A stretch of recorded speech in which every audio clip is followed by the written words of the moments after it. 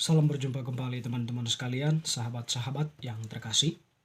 Pada kesempatan ini saya mengajak kita kembali lagi untuk mempersiapkan sedikit waktu kita mendengarkan sabda Tuhan yang kita ambil dari Penginjil Yohanes bab 6 ayat 60 sampai 69. Murid-murid yang mengundurkan diri di Galilea dan pengakuan Petrus. Sesudah mendengar semuanya itu, banyak dari murid-murid Yesus yang berkata, "Perkataan ini keras, siapakah yang sanggup mendengarkannya?" Yesus yang di dalam hatinya tahu bahwa murid-muridnya bersungut-sungut tentang hal itu berkata kepada mereka, "Adakah perkataan itu menggoncangkan imanmu? Dan bagaimanakah jikalau kamu melihat Anak Manusia naik ke tempat di mana ia berada sebelumnya? Rohlah yang memberi hidup, daging sama sekali tidak berguna. Perkataan-perkataan yang kukatakan kepadamu adalah roh dan hidup. Siapa roh dan hidup, tetapi di antaramu ada yang tidak percaya." Sebab Yesus tahu dari semula siapa yang tidak percaya dan siapa yang akan menyerahkan dia. Lalu ia berkata, "Sebab itu telah kukatakan kepadamu, tidak ada seorang pun dapat datang kepadaku kalau Bapa tidak mengaruniakannya kepadanya." Mulai dari waktu itu banyak murid-muridnya mengundurkan diri dan tidak lagi mengikuti dia. Maka kata Yesus kepada ke-12 muridnya, "Apakah kamu tidak mau pergi juga?" Jawab Simon Petrus kepadanya, "Tuhan, kepada siapakah kami akan pergi?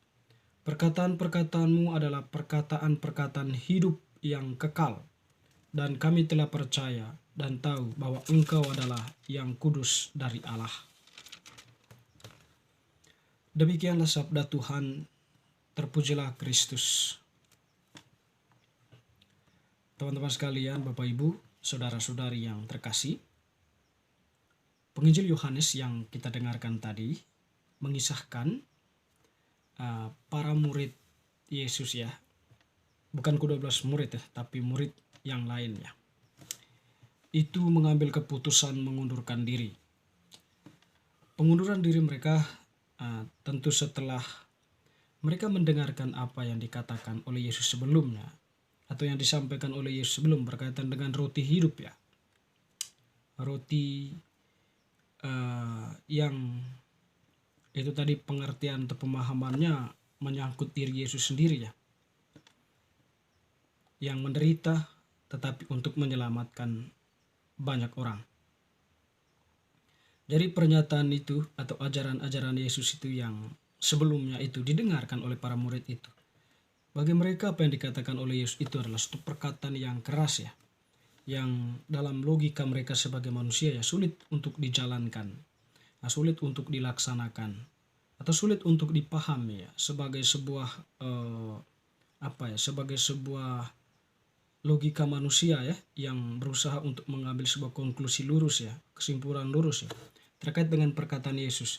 Jadi keterbatasan itu yang kemudian membuat para murid itu ya mengambil kesimpulan untuk mengatakan bahwa perkataan Yesus itu keras dan bertindak mengundurkan diri dari posisi mereka sebagai murid. Tapi yang menarik ya, mereka sampai pada keputusan mengundurkan diri dengan mengatakan perkataan Yesus itu keras ya. Sebab mereka hanya bermain pada taraf logika saja ya, memahami setiap perkataan Yesus atau ajaran Yesus ya. Tidak sampai meresap ke dalam hati, merenungkannya ya, serta mencoba untuk merendahkan diri ya di hadapan Allah. Sehingga setidaknya mereka menemukan suatu titik cerah ya, atau suatu pencerahan iman terkait dengan pernyataan-pernyataan Yesus itu. Tetapi yang mereka tadi tidak sampai pada penghayatan iman ke dalam hati mereka, tidak sampai pada permenungan, refleksi, sehingga karena terbatas pada logika berpikir, kemudian mereka mengundurkan diri. Jadi intinya latar belakangnya bahwa mereka itu kurang menghayati, memahami dengan baik setiap perkataan yang diajarkan oleh Yesus kepada murid-muridnya. Yang menarik teman-teman saudara-saudari, Yesus tadi ya menegaskan ya tentang perkataannya itu ya. Jadi perkataannya itu ya bukan sekedar perkataan sebagai dia sebagai manusia ya, tapi itu memang Allah yang berbicara. Dengan demikian ya, Yesus mengatakan, jadi apa yang saya katakan itu ya merupakan atau perkataan-perkataan yang kukatakan kepadamu adalah roh dan hidup. Tadi Yesus mengatakan itu. Jadi bukan perkataan lugas, bukan perkataan yang dipahami dalam logika manusia, dalam logika berpikir lurus kita sebagai manusia. Tetapi ya perkataan itu ya adalah perkataan yang hidup dan perkataan uh, adalah perkataan roh dan hidup. Ya dengan demikian ya untuk memahami berkaitan dengan roh dan hidup ini ya itu tadi perlu permenungan itu untuk sampai pada pemahaman itu. Ya, walaupun bagaimana Yesus memaklumi keputusan mereka untuk mengundurkan diri ya. Tetapi Yesus menegaskan bahwa ya orang-orang yang mengundurkan diri itu adalah orang-orang yang memang tidak dikaruniakan Bapa kepada mereka ya untuk setia kepada Yesus. Jadi mereka itu ya dikatakan Yesus itu Bapa tidak mengaruniakannya kepada mereka ya. Sebab kalau Bapa mengaruniakan kepada mereka suatu pemahaman, kebijakan, kebajikan atau memahami rahasia-rahasia Allah, tentu mereka akan bertahan. Karena mereka tadi itu ya hanya terbatas pada pemahaman logika itu ya. Sehingga ketertutupan hati untuk Allah berkarya masuk ke dalam hati mereka ya sangat sulit ya. Sehingga keputusan seperti itu ya bisa dipahami. Ketika Yesus berpaling dan bertanya kepada ke-12 muridnya, bagaimana dengan kalian? Apakah kalian juga akan pergi? Nanti kan Yesus mencoba juga mengajukan, melihat fenomena yang terjadi. Banyak para murid tadi itu karena keterbatasan berpikir mereka, keterbatasan menghayati, memahami sabda Yesus ya. Yesus bertanya, menantang para murid, bagaimana kalian? Apakah kalian juga mau pergi? Apakah jawaban para murid itu ya mereka mau pergi juga atau tidak? Di sini Yohanes menampilkan bagaimana Yesus kemudian Simon Petrus kemudian menjawab semacam mewakili para muridnya. Tuhan, kepada siapakah kami akan pergi? Perkataanmu adalah perkataan hidup yang kekal. Dan kami telah percaya dan tahu bahwa Engkau adalah yang kudus dari Allah. Artinya kan kita bisa sampai pada refleksi ya Petrus, para murid ya diwakili oleh Petrus ini ya berdasarkan pengalaman perjumpaan mereka dengan Yesus, mendengarkan Yesus yang mengajar, lalu menyaksikan Yesus yang melakukan banyak mujizat, tindakan-tindakan mujizat, pengusiran roh jahat, lalu kemudian penyembuhan dan sebagainya ya. Jadi para murid ini ya sampai tidak hanya memahami Yesus, memahami perkataan dan tindakan Yesus, tidak hanya sebatas pada logika mereka, logika berpikir lurusnya itu, tetapi masuk ke dalam logika hati, logika iman mereka ya. Jadi mereka kemudian sampai pada pemahaman iman bahwa perkataan Yesus itu adalah perkataan hidup yang kekal ya. Menarik ya, sangat mendalam refleksi Petrus ini. Adalah perkataan yang hidup dan kekal.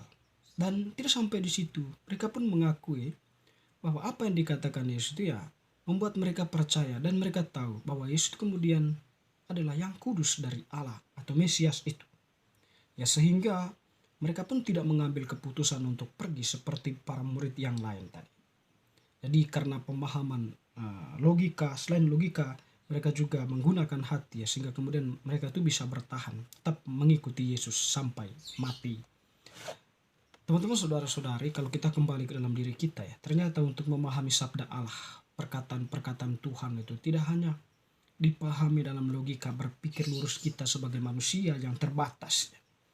Tetapi memahami sabda Allah, sabda Yesus itu ya, perlu permenungan. Jadi perlu merefleksikannya, menghayatinya, mendalaminya dengan berbagai bentuk kegiatan-kegiatan rohani. Misalnya mendengarkan sabda, lalu kemudian mendengarkan pastor yang membawa khotbah atau renungan-renungan iman di lingkungan stasi dan sebagainya. Juga mengikuti kegiatan pendalaman iman ya, itu semua akan mengasah logika hati kita, logika iman kita yang kemudian membuka aura keterbatasan logika berpikir kita ya, bahwa di balik perkataan Tuhan itu ya mengandung pesan yang mulia ya, pesan yang sangat kudus ya, yang memang membuat manusia itu ya bisa semakin mendekatkan diri dengan Tuhan dan sadar bahwa hidupnya itu adalah dicintai, dikasihi oleh Tuhan, sehingga kemudian dia pun akan semakin mencintai Tuhan itu sendiri. Teman-teman, saudara-saudari yang terkasih, ya, semoga bacaan hari ini ya semakin meneguhkan iman kita. Amin.